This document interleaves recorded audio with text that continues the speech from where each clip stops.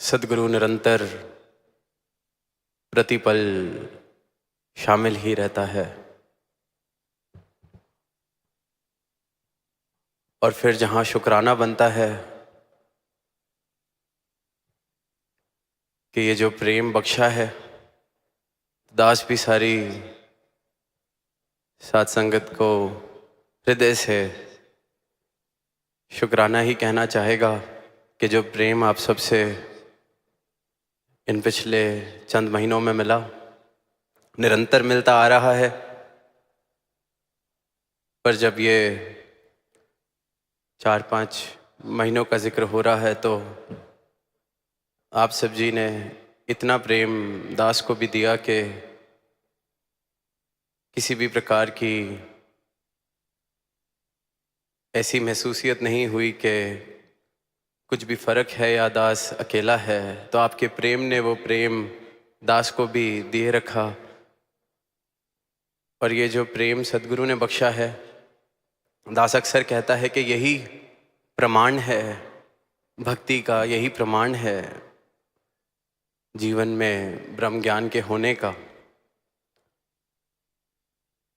तो इन 5 महीनों में जिन भी स्थानों पर जाने को मिला, तो बहुत प्रेम पूर्वक भावों से स्थान स्थान पर महापुरुषों ने दास को कहा कि सदगुरु माता जी को कहना कि आई मिस यू, सदगुरु माता जी को कहना कि आई लव यू। तो दास भाव तो सबके समझ पा रहा था कि सब अपना भाव पछाना चाह रहे हैं, पर दास के मन में है, दास तो रोज फोन करके कह देता है कि I miss you, I love you.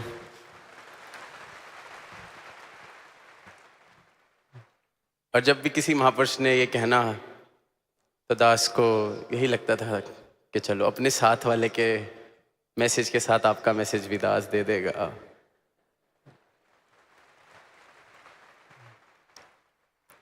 और फिर जब भी कहीं से रवानगी होनी तो प्रेम भाव से, भोले भाव से महापुरुषों ने कहना कि अगली बार सदगुरु माता जी को साथ लाना, अगली बार सदगुरु माता जी को साथ लाना। तो दास आज के दिन का ही इंतज़ार कर रहा था इस बात का जवाब देने के लिए, क्योंकि सबने कहा तो अब सबको उस मोमेंट में तो जवाब नहीं दिया गया। पर क्योंकि आज सारा ही परिवार शामिल है, समागम है, सदगुरु साथ बैठे हैं, तो दास ने यही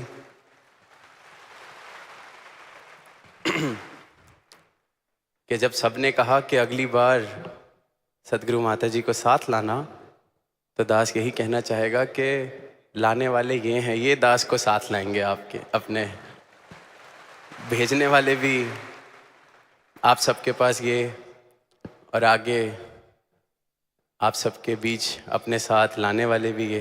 तो सदगुरु माता जी दास को साथ जरूर ले जाना।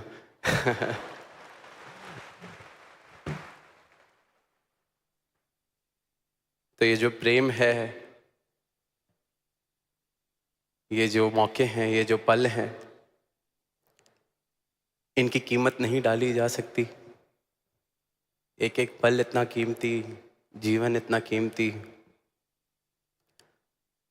और निरंतर ये जो बात हो रही है आत्मा मंथन की, बात हो रही है भक्ति वाले भावों की, बात हो रही है इस अविनाशी सत्ता को प्राप्त करने की, बात हो रही है परोपकारों की, बात हो रही है नर सेवा नारायण पूजा वाले भावों की। तो संत युगों युगों से यही संदेश दे रहे हैं कि ये समा जो है बहुत कीमती है, एक एक पल बहुत कीमती है। और समय रहते जिसने इसकी कदर डाल ली, समय रहते इस धरा पर आने का मकसद पूरा कर लिया, तो वो जीवन मुबारक हो जाते हैं, वो जीवन फिर अमर हो जाते हैं, क्योंकि इस अमर अविनाशी से नाता जोड़ लेते हैं अपना समय रहते रहते।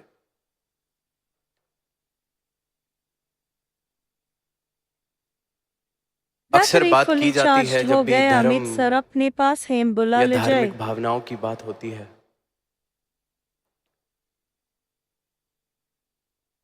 कि कुछ किसी के हिसाब से धार्मिक होना, कोई विधियां करना है, किसी के मुताबिक धार्मिक होना किसी प्रकार के कपड़े पहनना है, किसी के मुताबिक धार्मिक होना कोई ग्रंथ वेद शास्त्र पढ़ना है, किसी के मुताबिक धर्म की परिभाषा ये, किसी के मुताबिक धर्म की परिभाषा वो।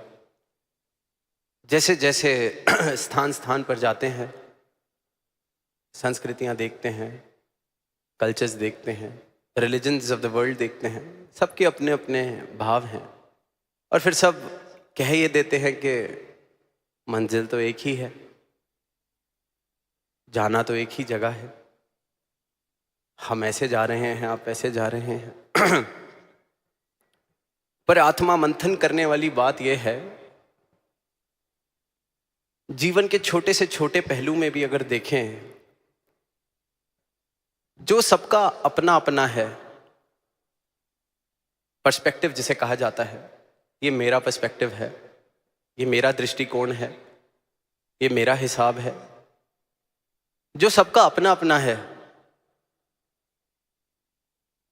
मेल नहीं खाता, वो सत्य कैसे हो सकता है? सत्य तो सिर्फ और सिर्फ उसे कहा जा सकता है जो सबका एक जैसा है। ऐसी सत्ता, ऐसी बात जिसके लिए कहा गया है आद सच जुगाद सच, है भी सच नानक होसी भी सच। अनादिकाल से जो सत्य है,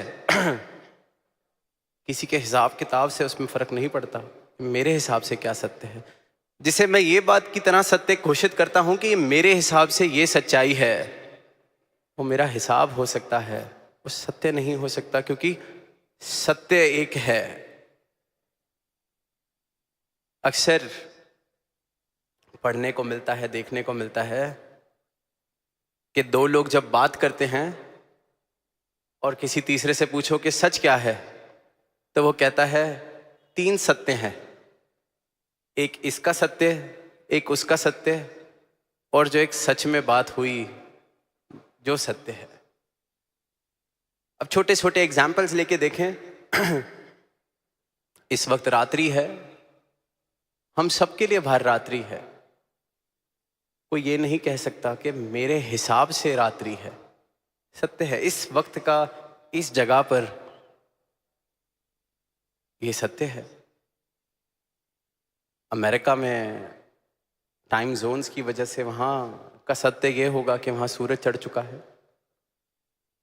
ये तो मायावी सत्यों की दास बात कर रहा है। तो जब सृष्टि में भी कुछ यूनिवर्सल ट्रूथ डाले गए हैं कि सूर्य उदय कहां से होता है, sun rises in the east, पूरब से उगता है, सत्य है, सबके लिए ही सत्य है। जब इस सृष्टि में भी इस परमात्मा ने ये झलक दी है कि जो मेरी बनाई हुई सृष्टि है उसमें प्यास सबकी पानी से ही बुझती है, ये सत्य है। कोई बात या हिसाब नहीं है कि मेरी प्यास पानी से बुझती है, आपकी प्यास किसी और चीज से बुझती है। मेरा जीवन ऑक्सीजन से चल रहा है, हवा में है, हम सबका ही जीवन हम सबके लिए सत्य है। ये संकेत दिए हैं इस परमात्मा ने कि मेरी बनाई हुई चीज सबके लिए सत्य है, एक जैसा है। तो फिर परमात्मा कैसे मेरा तेरा, मेरे हिसाब वाला तेरे हिसाब वाला हो गया? जब बनाई हुई रचनाएं जिसे माया कहा गया है, इस प्रभु की बनाई हुई रचना कहा गया है, उसमें भी यूनिवर्सल ट्रूथ डाले हैं। कोई ये नहीं कि मेरा सूरज पश्चिम से उगता है, किसी का दक्षिण से उगता है, सबके लिए सूर्य का उदय पूरब से हो रहा है, ईस्ट से।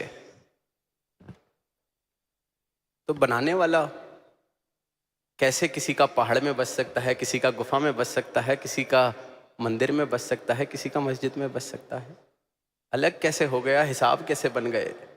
तो पहली बात तो आत्मा मंथन करने की सारी ही मानवता के लिए है कि जितनी चीजें हमने अपने हिसाब किताब से बनाई हैं वो परम सत्य नहीं हो सकती, क्योंकि परम सत्य जिसको भी बोध हुआ है एक ही तभी जब कोई ग्रंथ खोलते हैं, वेद खोलते हैं, किसी भी युग में हो, किसी भी संस्कृति में हो, जहां सदगुरु ने जिस भी रूप में, जिस रूप में धरा पर आए हों, बात इस एक ही सत्य की है। भाषा कोई भी हो, समा कोई भी हो, युग कोई भी हो, universal truth. And realising this universal truth is what is called as enlightenment. Realizing this God, one formless. तो आत्मा मंथन की शुरुआत अगर करें तो ये करें कि बेशक मैं पढ़ रहा हूं, लिख रहा हूं, देख रहा हूं, सीख रहा हूं, पर जितनी चीजें मेरे हिसाब से सच हैं वो मेरे सच हो सकते हैं, मेरे जीवन को चलाने के लिए वो सच्चाइयां हो सकती हैं, पर जो परम सत्य है वो हर एक जीव के लिए सत्य है। ये परमात्मा बराबर है, सब में बराबर बस रहा है, सबके लिए बराबर बस रहा है। एक एक मानव हकदार है इसकी प्राप्ति का। एक एक मानव ये संभावना रखता है कि इस प्रभु परमात्मा के दर्शन कर ले, इसको प्राप्त कर ले। और यही कारज, यही कृपा, यही अनुकंपा करने सदगुरु धरा पर आते हैं।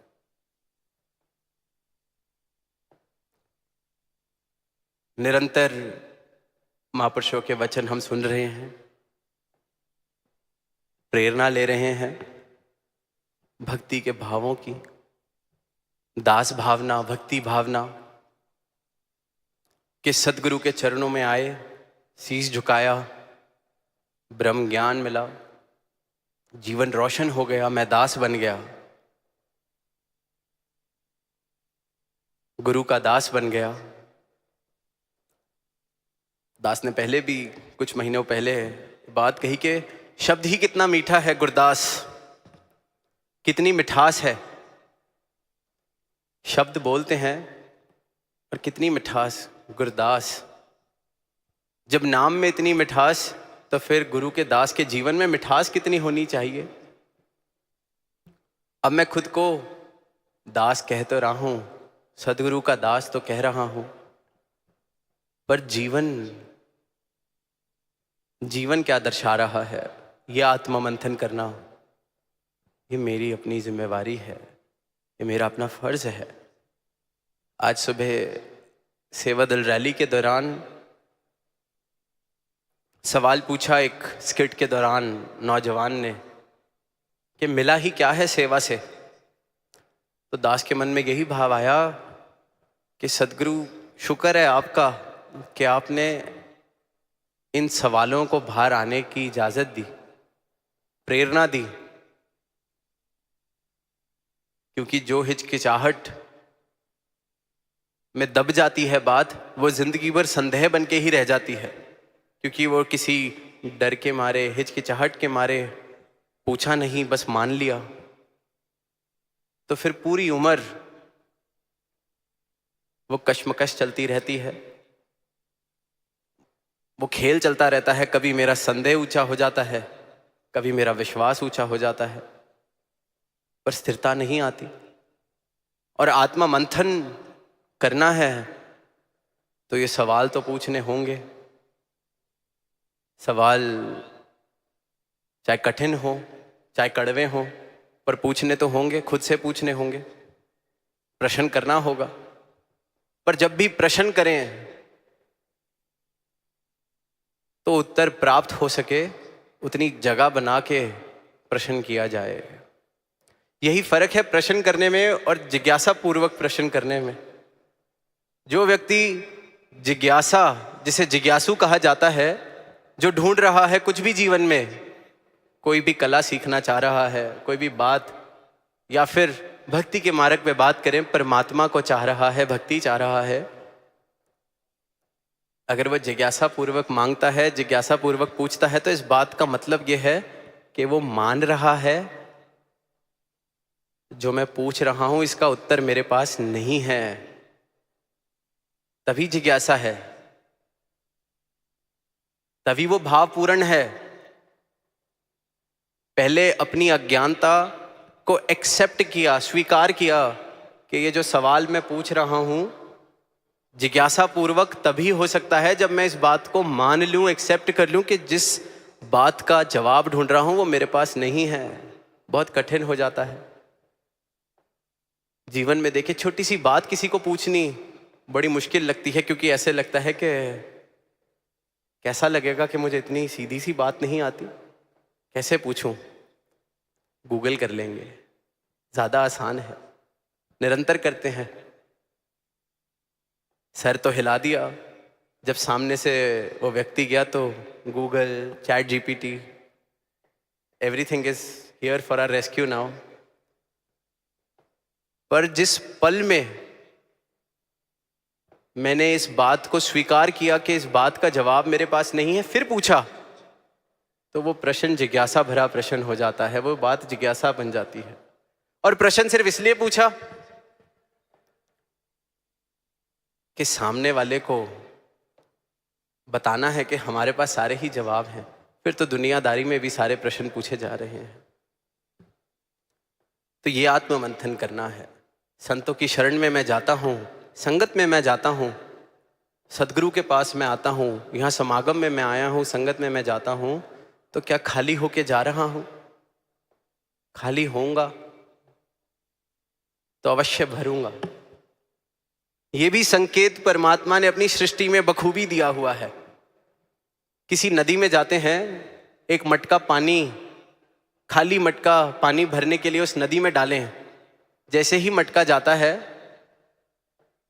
पानी उस तरफ नीचे हो जाता है, खाली स्थान बनता है, और पूरी नदी उस खाली स्थान को भरने के लिए एक क्षण में आ जाती है, इसलिए हमारा मटका भरा जाता है। दस्तूर है।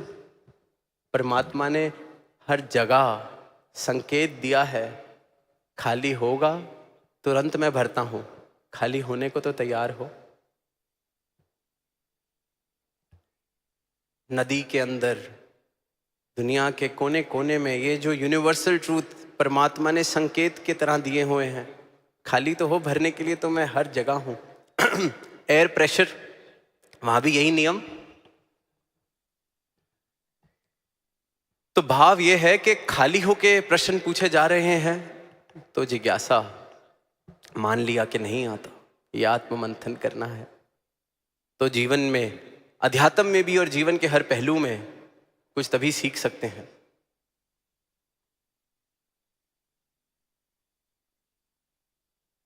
ऐसा ही एक सवाल दास से किसी टूर पे एक बच्ची ने आके पूछा, कहती, दासी का एक सवाल है, संगत में सुनते हैं कि निंदा नहीं करनी, पर अगर दिल हल्का करने के लिए किसी से बात करनी हो तो क्या कर सकते हैं? कोई चीज भारी लग रही है, किसी ने कुछ ऐसा किया है जिससे मेरे दिल को ठेस पहुंची है, मैं बहुत ज्यादा सोच रहा हूं उसके बारे में, अब दिल हल्का करने के लिए बात करूंगी तो जिक्र होगा, तो क्या वो निंदा हो जाएगी?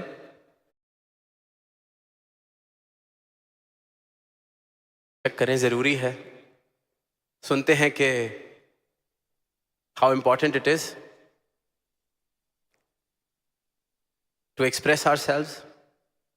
तो दास ने ये कहा कि दिल हल्का करने के लिए कोई एक मित्र या कोई एक ही परिवार का जन हो सकता है।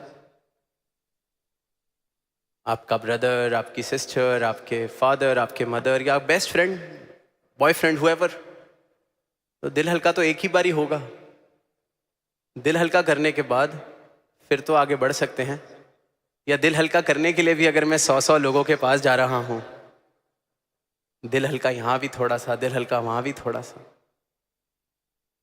तो वो निंदा का रूप बन जाता है। अगर भाव दिल हल्का करने का है, करना है, इंसान है, पर भाव किसी को नीचा दिखाने का है, कि इसकी बात मैंने इसलिए की है ताकि मैं ये दिखा सकूं कि मैं इससे बेहतर हूं। जगह जगह जाके दिल हल्का करने का लेबल लगा के अगर इस प्रकार का व्यवहार कर रहा हूं तो वो निंदा है। ये भाव समझने वाला है, ये भाव देखने वाला है। अभी महापुरुष जिक्र कर रहे थे कि एक समागम 2-3 बारी करने को अवसर मिला, तो वो समागम मुक्ति पर्व का जो इस वर्ष 3 स्थानों पर दास को करने का अवसर मिला, तो वहीं दूर देशों में एक भाव दास ने रखा, सारा परिवार बैठा है और एक मिसाल मुक्ति पर्व पर हम वर्षों वर्षों से सुन रहे हैं। एक मिसाल प्रधान लाभ सिंह जी की, कि एक बार प्रधान लाभ सिंह जी शहंशाह बाबा अवतार सिंह जी के साथ उनकी गाड़ी में सफ़र कर रहे थे, संगत जा रहे थे या जहाँ भी जा रहे थे। शहंशाह जी पीछे बैठे हैं, प्रधान लाभ सिंह जी को आगे वाली सीट पे बिठा रखा है और गाड़ी चलते हुए स्थान जहाँ जा रहे थे गाड़ी रोकी, सड़क पे कोई और महापुरुष दिखा और प्रधान लाभ सिंह जी को कहा कि अब रास्ता ज़्यादा दूर नहीं है, आप पैदल चले जाइए, इस महापुरुष को गाड़ी में अपनी जगह बिठा दीजिए। प्रधान लाभ सिंह जी ने कहा सतवचन महाराज, उतर गए और वो महात्मा जिसे शहंशाह जी ने अपने साथ बिठाना था उनको बिठाया और गाड़ी आगे चली गई। तो जो मिसाल सुनते हैं कि प्रधान लाभ सिंह जी को सड़क पे चलता देख पीछे से एक महापुरुष आया, एक संत आया और उसने कहा आप मिशन के प्रधान, संत निरंकारी मंडल के प्रधान, आपको गाड़ी से उतार दिया, आप पैदल चल रहे हैं और वो आम सा सेवादार उसे साथ बैठा लिया गाड़ी में। क्या प्रधान का चलना शोभा देता है? अब जो सीखने वाली बात जो हर साल मुक्ति पर्व पर कोई ना कोई जिसका जिक्र करता है वो ये कि प्रधान लाभ सिंह जी ने जवाब दिया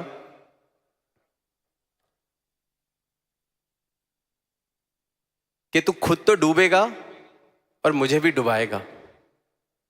तेरे ये जो भाव हैं, तू खुद तो डूबेगा और मुझे भी डुबाएगा।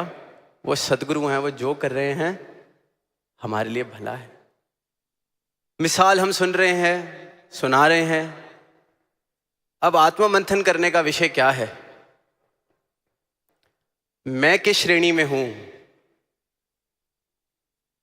प्रधान लाभ सिंह जी वाली,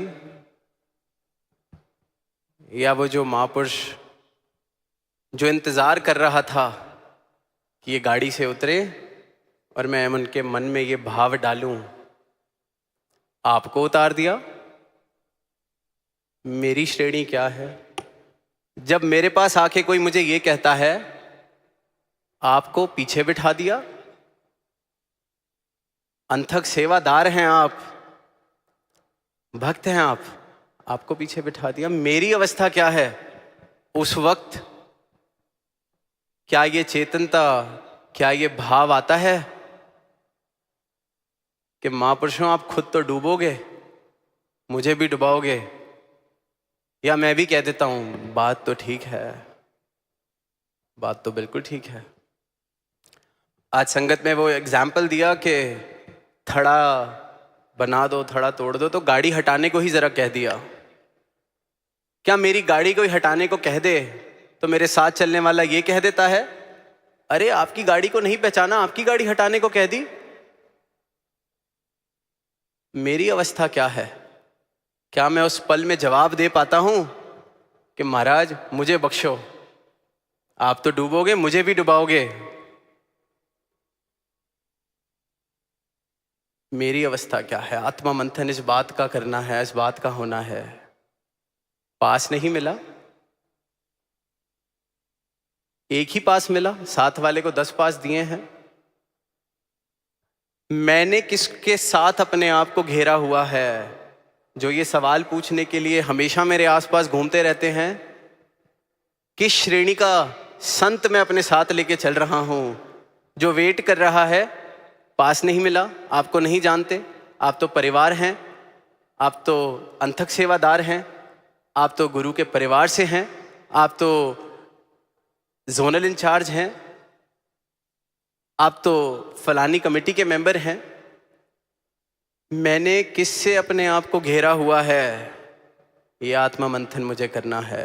प्रधान लाभ सिंह जी वाली अवस्था भी नहीं है तो कम से कम इतनी आत्मा मंथन की आवश्यकता है कि कहीं आसपास ऐसे ही कंपनी, ऐसी संगति में लेके चल रहा हूं जो पल पल यही सवाल पूछ रही है, आपको नहीं जानते,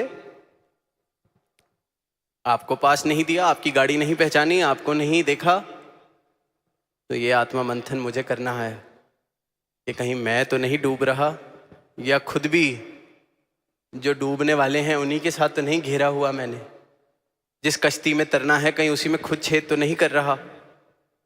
ये भाव, ये चिंतन, ये मंथन शुरुआत, क्योंकि इस दर पर आ गए तो आज दास थोड़ी उस रूप की बात ही कर रहा है कि यहां आ गए और फिर ये बात, फिर ये भाव, तो क्या ही बात बनेगी। मिसालें दे देना, बातें धरा देना, चीजें कह देना बहुत आसान है, पर जो कहता हूं क्या जीवन चल रहा है? या जरा सी कोई बात हुई और सामने से मैं कहता हूं मेरा इन्ना भी हक नहीं बनता, मेरा ये भी नहीं बनता। संगति, भाव मिसाल सुलाने वाले ना हो, जीवन मिसाल बने। दतार ऐसी मेहर आप करो, ये जीवन हर गुरसिक का मिसाल बने। ये भक्ति जो आपने दी है इसकी संभाल बख्शो।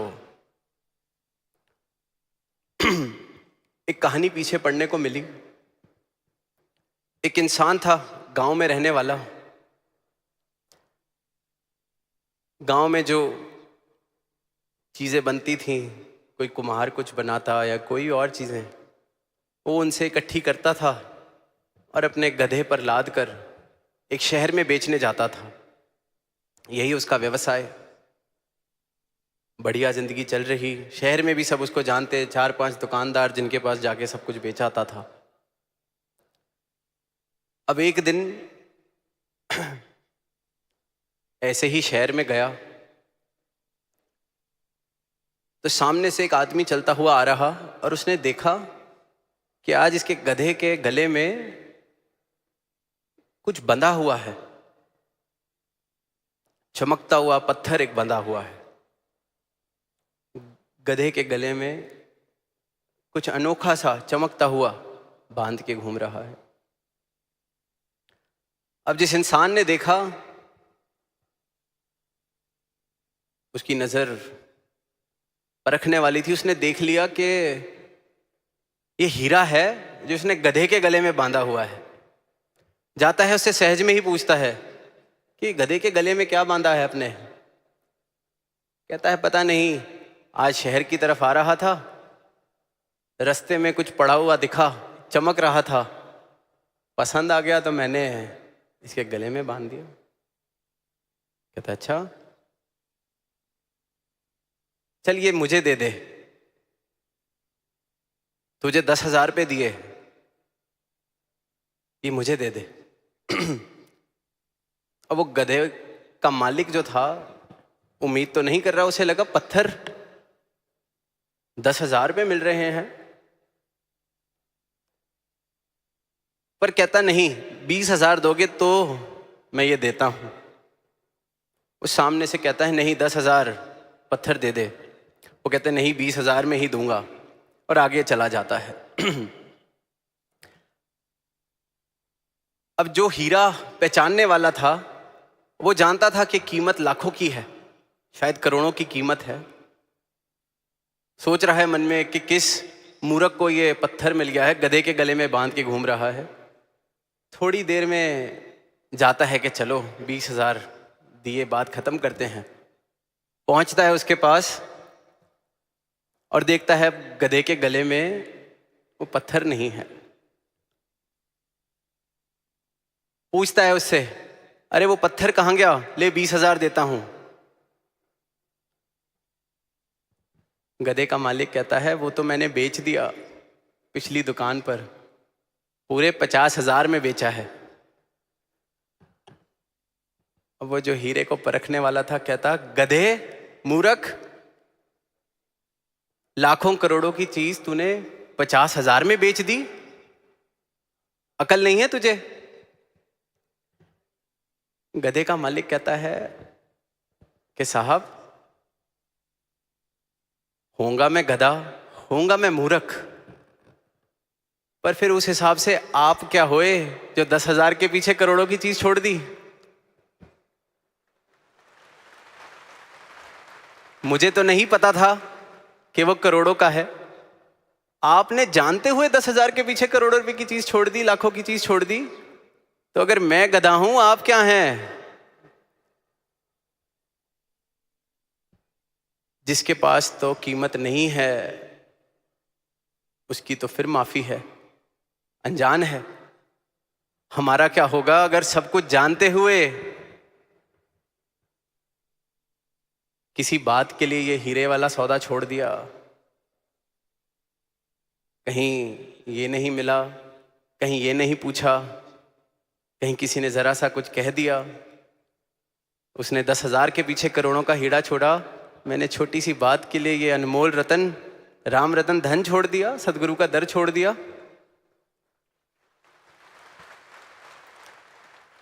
मंथन ये करना है। प्रधान लाभ सिंह जी की, भक्तों की, गुरसिखों की मिसाल मैं दे रहा हूं,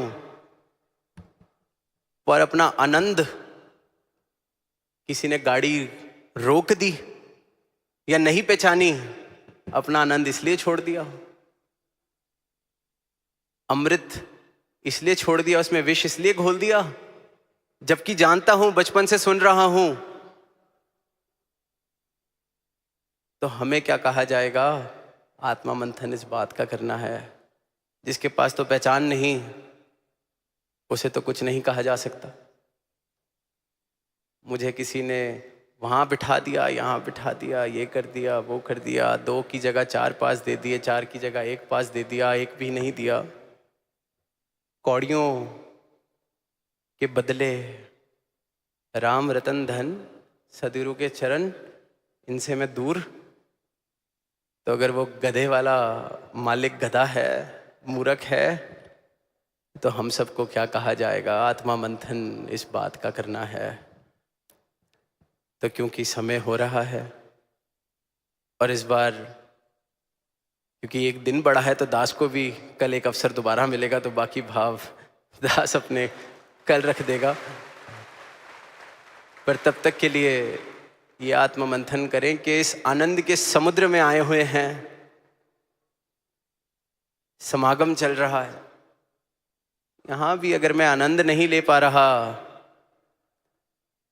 यहां भी मैं खुश नहीं रह पा रहा, यहां भी कमियां देख रहा हूं, तो अगर उस गधे वाले को गधा कहा जाएगा तो हमें क्या कहा जाएगा? प्रेम से कहना, धन्यवाद।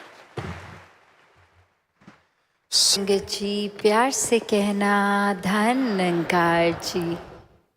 आज 78 निरंकारी संत समागम के दूसरे दिन, जहाँ सभी ने सुबह सेवा दल की रैली रूप, जहाँ सेवा भाव का जो इम्पोर्टेंस होता है, महत्व, ये अनेकों रूपों में, चाहे वो स्किट्स द्वारा थी, चाहे वो उस भाव को दर्शाना कि इस परमात्मा ने अगर ये शरीर दिया है तो ये स्वस्थ रखते हुए ही हम जहाँ इस शरीर का कद्र डाल सकते हैं, वहीं फिर भाग दौड़ के या किसी रूप में पूरी मानवता की सेवा कर सकते हैं।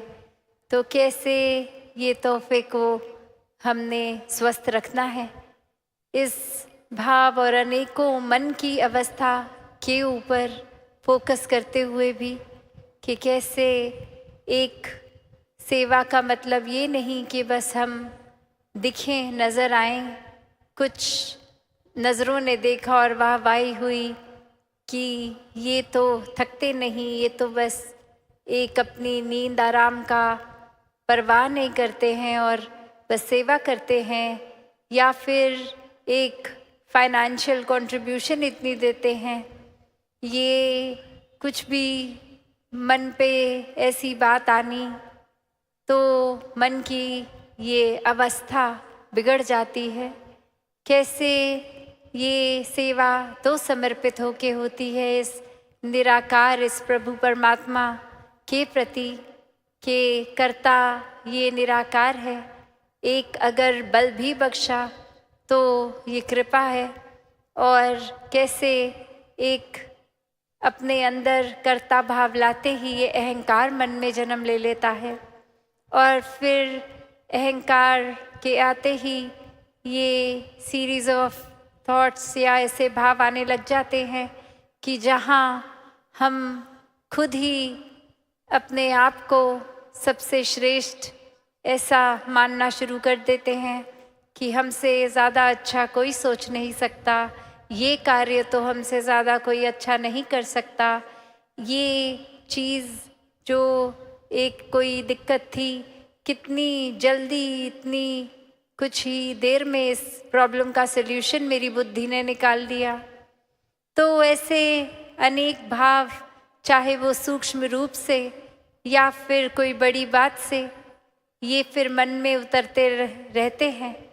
और बात वही कि ये जो आत्म मंथन शब्द पिछले 2 दिनों से, या वो थीम कितनी बारी हर कोई यही जिक्र कर रहा है कि अपने मन के भीतर जाना कितना ज़रूरी है। ये एक सोच विचार की बात नहीं, मन के अंदर ये एनालाइज करना कि हम किस तरह की ही सोच को पकड़े बैठे हैं, हम किस तरह एक अपने आप को बदलने के लिए चाहे बातें करते हैं, सोचते हैं, पर कहीं अच्छाइयों को अपनाने में फिर टाल तो नहीं देते। जैसे अक्सर हमें पता भी होता है, एग्जाम्पल कि सुबह जल्दी उठना है और अलार्म जिस टाइम का है, और फिर 2-3 अलार्म लगा ही लेते हैं कि चलो पहला वाला तो ऐसे ही बंद कर देंगे, वापस सो जाएंगे। तो कैसे एक भाव आ जाते हैं, जब उस तरह से लॉजिकली अगर सोचें तो सिर्फ एक ही अलार्म काफ़ी है कि बस वो एक ही बार बजे, उससे पहले कंटिन्यूस सो जाए, और वो ही एक फाइनल वार्निंग की तरह हमें उठा रहा है, और बात वहाँ पे भी बन सकती है। पर कैसे हम ये डिले करना चाहते हैं चीज़ों को, और उस तरह से कि ये पहला अलार्म इसलिए कि दूसरे से पहले एक संतुष्टि मिल जाएगी कि अभी 5 मिनट और सोने को हैं। तो कैसे मन हम छोटी छोटी चीज़ों से भी अपना बहला लेते हैं, कैसे मन में खुद ही एक कॉम्प्लिकेशन जो इतना सिंपल सॉल्यूशन भी है तो खुद ही डाल देंगे, फिर उसके बारे में सोचेंगे और फिर अंत में वो सॉल्यूशन इतना सिंपल लगेगा। वैसे ही ये आत्ममंथन से कंक्लूजन्स भी यही निकलती हैं कि दुनिया के सारे रंग हमने अपने अंदर डाल लिए हैं। इतना एक हर एक बात का असर इस तरह कभी कभी बांध लेते हैं कि बस किसी एक ने एक बार कुछ ऐसा बोल दिया तो वो मन उस इंसान के लिए हमेशा के लिए ही मैला हो गया। तो ये जब निराकार प्रभु को आधार लेते हैं तो वाकई ही फिर वो हमारा एक कंफर्ट का जोन जितना होता है उससे बाहर भी चले जाते हैं और मन फिर बहुत ही चीज़ों को सिंप्लीफाई भी कर लेता है कि ये दातार का अब आधार लिया है इस निराकार प्रभु परमात्मा का। तो अब जब मन के भीतर अपने ही एक अंदर की तरफ की यात्रा, ये जर्नी विद इन आत्ममंथन करेंगे तो फिर ये बहुत ही चीज़ें जो खुद ही हमने कॉम्प्लिकेट की हैं वो लेयर बाय लेयर एक खुद ही वो हमें समझ आता है कि एक सरलता से भी चीज़ का एक समाधान निकल सकता है। जहाँ हम इतने थॉट्स को, इतने भाव को, इतने इमोशंस को कंटेन भी नहीं कर पाते, वो एक टर्मोइल सा आता है मन में, वहीं ये सहजता आते ही, इस निराकार का एहसास होते ही ये सुमिरन रूप हो तो कैसे फिर सारी चीज़ें स्वयं ही अपने भीतर भी शांत लगती हैं कि एक कारण मिले ना मिले, कोई वजह मिले ना मिले, फिर भी ये विश्वास जहाँ आ जाता है कि हर पल में जब निराकार है और निराकार ऐसा कुछ नहीं करेगा जो हमारे लिए उचित ना हो, तो एक बुरी सी बुरी चीज़ भी जो 1 मिनट पहले हमारे अकॉर्डिंगली थी, वही मन शांत हो जाता है। वहीं एक ये भाव आ जाते हैं कि ये अगर कोई चीज़ है तो इसमें से हमने सीखना क्या है, ये सिर्फ कुछ सिखाने के लिए ही आई है और वो चीज़ सीख लिया जाए। कैसे अपने मन में हम धीरे धीरे इस तरह छोटी छोटी चीज़ों से ही पवित्रता डालनी शुरू कर सकते हैं। ज़रूरी नहीं कि अगर सड़क पे चल रहे हैं तो वो कचरा उठा के अपने हैंडबैग में, अपने बैकपैक में हमें डालना है। नहीं, वो कचरा उठा के डस्टबिन में भी डाला जा सकता है। वो अनवांटेड चीज़ एक अगर है हमारे पास तो उसका हम क्या कर रहे हैं जीवन में, वो ज़रूरी है। उस चीज़ का ही आत्ममंथन करना है। जैसे हम जितना कुछ भी दिन में देख रहे हैं, सब कुछ तो हम नहीं एक अब्जॉर्ब करते।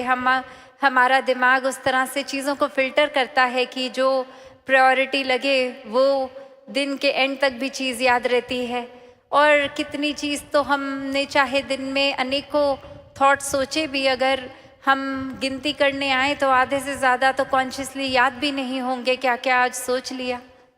तो बात वही कि क्या चीज़ को अपनानी है और कितनी देर के लिए अपनानी है। कुछ तो संत महात्मा किस पल में ऐसे अनमोल बात बोल देते हैं जो वाकई ही सुन के लगता है कि ये तो जीवन परिवर्तित करने वाली बात है, और वो वाकई ही बात जीवन भर के लिए टिक जाती है। और वहीं हम अक्सर कुछ ऐसी छोटी हल्की बात कि कुछ हम कह देते हैं या हमारे साथ घट जाती है अगर घटना, तो उसको चाहे वो लिटरली इनसिग्निफिकेंट होती है, फिर भी उसको हम बस उसको पकड़ लेते हैं और वो भार बना के जीवन भर वो भार को ढोते ही रहते हैं।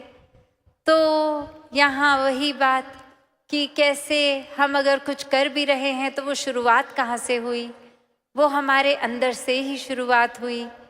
एक उदाहरण, ये एग्जाम्पल, जब भी हम कहीं अगर पहाड़ी इलाके किसी हिल स्टेशन में आते हैं तो अक्सर ऐसे पॉइंट्स होते हैं जहाँ से हमें लगता है हम अगर कुछ ज़ोर से बोल रहे हैं तो वो एको करके वापस आता है हमारे कान में, वही बात, हमारे शब्द ही। तो हम जो संसार में डाल रहे हैं वही घूम के आ रहा है। और उसी तरह कैसे हम अगर कोई अच्छी बात बोल देंगे, घूम के अगर आ भी रही है, तो ये उन पेड़ों को, उन पत्थरों को कुछ उस अच्छी बात का असर हुआ नहीं। वहीं हम अगर कोई बुरी बात, कोई गाली गलौज भी ज़ोर से बोल देंगे और वो हर जगह से हमारी ये साउंड फ्रीक्वेंसी ये छूती हुई वापस एको करके हमारे पास वापस शब्द अपनी आवाज़ में आ जाएंगे वो बुरे, तो भी क्या चीज़ों को जिनसे वो आवाज़ हमारी टकराई फ़र्क पड़ा नहीं, वो अभी भी वैसी की वैसी। तो एक बात वही कि अक्सर हम ये सोचते हैं कि हम अगर किसी को कुछ बुरा बोलेंगे तो अगला कितना परेशान होगा और ये उसको एक सबक मिलेगा कि कैसा महसूस होता है बुरे शब्द सुनना।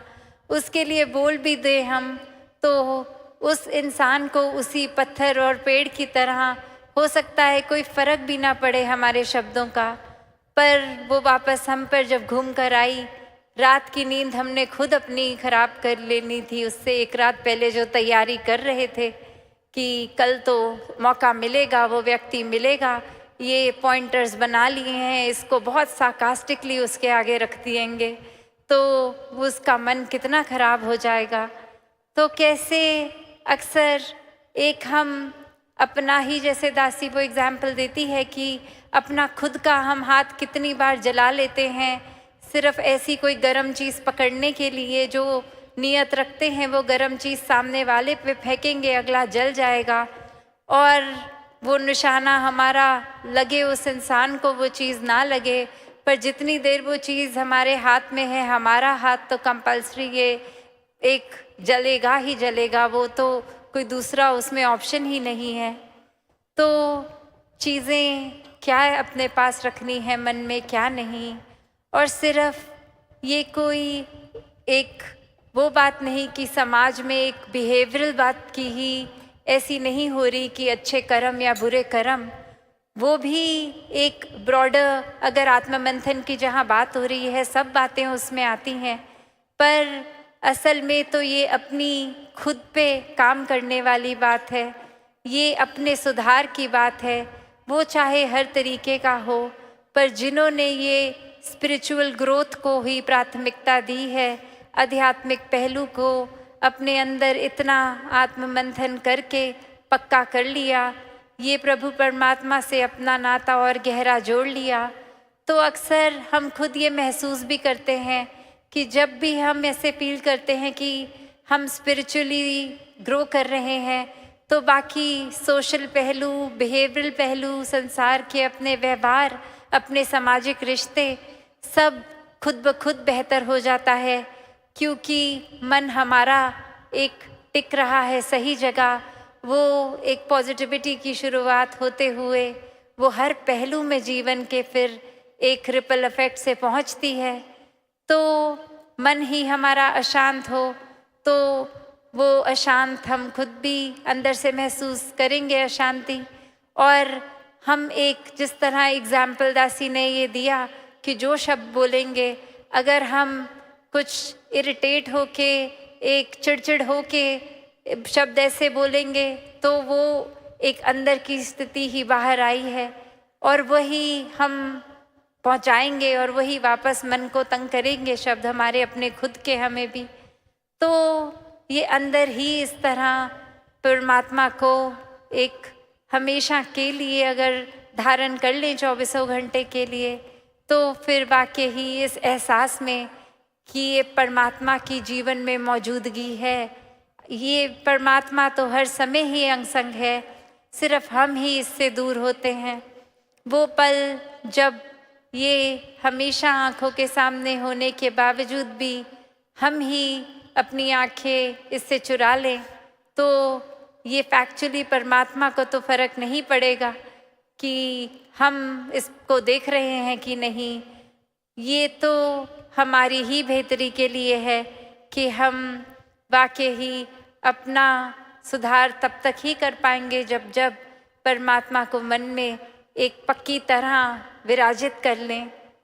तो एक भाव यही हर किसी का रहता है और पिछले 2 दिनों और आगे आने वाले दिनों में भी यही भाव आत्ममंथन का, जो ये एक एक्टिविटी की बात नहीं हो रही, एक इंटेलेक्ट की बात नहीं हो रही, पर ये वही बात कि कैसे चाहे हम अब गुणों को छोड़ें, गुणों को अपनाएं, एक अपना विश्वास किस तरह परमात्मा पे कायम रखें, क्या चीज़ों को एक नज़रअंदाज कर दें, किस चीज़ों को एक पक्का मन में बांधें, ऐसे अनगिनत पहलू ये सब फिर निराकार के ऊपर आधारित हैं।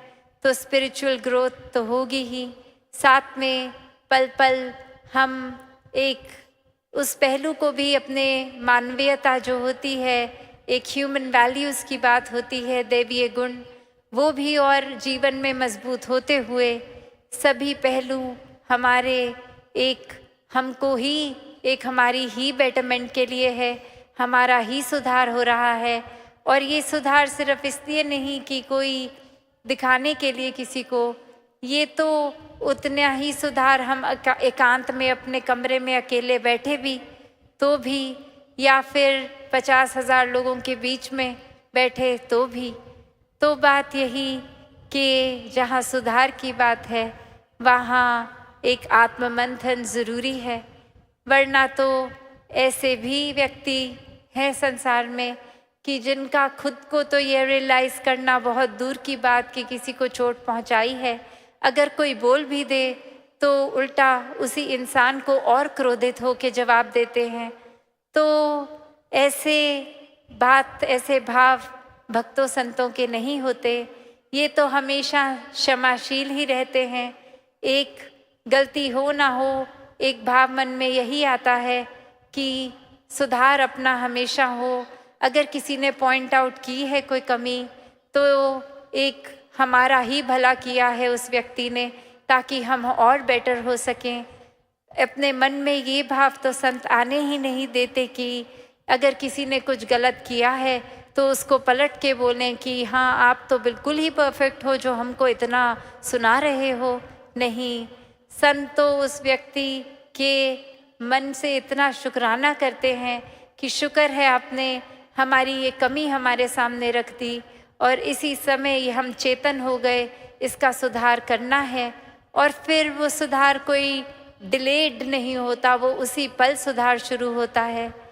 तो बात वही कि जीवन में ये आत्म मंथन हर समय हो, और किस चीज़ का हो। कहीं हम ऐसा ना करें कि सिग्निफिकेंट ये जो ज़रूरी चीज़ें हैं उनके बारे में तो आत्म मंथन करें ना, और छोटी छोटी चीज़ें जो एकदम जिन पे वैसे ही कोई तवज्जो देने की ज़रूरत ही नहीं है, उसको पकड़ के अपने कितने दिन खुद भी ख़राब कर दें और लेबल दे दें कि हम तो अभी इस एक बात पे इतना इंट्रोस्पेक्ट कर रहे हैं। तो वो कंटेंट किस बात को अंदर डालना है और उस पर आत्म मंथन करना है, वो भी बहुत ज़रूरी है। जिस तरह थोड़ी देर पहले दासी ने कहा कि ये अगर हम दिन में कुछ भी देख रहे हैं तो सारी की सारी चीज़ों को एक नहीं, वो चुनिंदा अच्छाइयों को ही अपने अंदर धारण करें, कि हर बात जो आँख के आगे आ रही है हर एक को ही अटेंशन ना दें। वो ही चीज़ें जो वाकई ही चुनकर अपना और औरों का सुधार हो सकता है, उन चीज़ों को ही चुने। तो दासी और अधिक समय नहीं लेगी, आने वाले दिनों में अपने मन के भाव और आपके चरणों में रखती रहेगी। तो इस तरह आज का भी दिन, वो सुबह का चाहे सेवादल रैली रूप और अभी भी ये सत्संग रूप, और हर कोई यही सेवा भाव को अपनाते हुए, ये अपना मन निराकार से लगाते हुए सिमरन रूप और ये सत्संग के प्रति की संतों की जितनी भी वाणी सुनने मिले, उसको सिर्फ कान तक नहीं जीवन में उतारें, अच्छी बातों को अपना के उन पे आत्म मंथन करते रहें। साथ संगत जी, धन निरंकार जी।